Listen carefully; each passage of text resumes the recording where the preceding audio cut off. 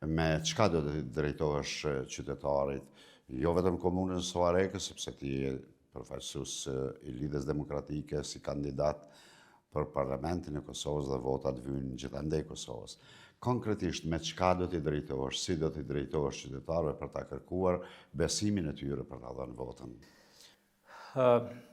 E para, për mua, kam qenë para një vendimit madh jetësor për veten. A me i marrë fëmijët me ikë prej këtujt, a me i përvjel mangët edhe me hy në baltë.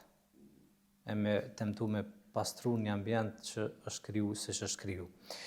Edhe mes këtyre dyjave kam vendosur me qëndru këtu se ky është vendi im.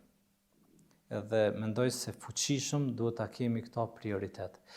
Çka unë do të kërkoj prej njerëzve të tjerë? Gjithmonë do ta them, fokusi im kryesor do të jetë sistemi shëndetësor. Për mua është jashtëzakonisht e rëndësishme që njerëzit të kenë siguri shëndetësore. Thash, njerëzit të ruajnë parën në një stak ata që munden, se mos pësmuren, e disa nuk i kanë edhe mund të vdesin gjatë rrugës. Nuk është normale me pas listat pritjes në 5 ose 6 vite për më operu se njerëzit do të shkojnë mandej në sektorin privat. Po nuk do të merrem vetëm me sistemin shëndetësor. Do të synoj me u marrë edhe me sistemin arsimor, ku po i çojmë fëmijët ne. Jemi të diskutu këtu në fshatin Shiruk, ku brenda shkollës hyn qeni dhe i sulmon fëmijët. Do të thonë, nuk është e vogël kjo, edhe ka kaluar shumë heshtje, nuk është e vogël, është shumë e madhe.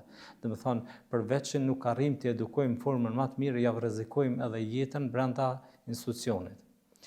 Patjetër që do të merrem edhe me këta, do të merrem edhe me ekonominë, po gjithsesi temat të cilat i ditë dikush tjetër më mirë brenda Lidhjes Demokratike, unë gjithmonë do të synoj me ju shmangë.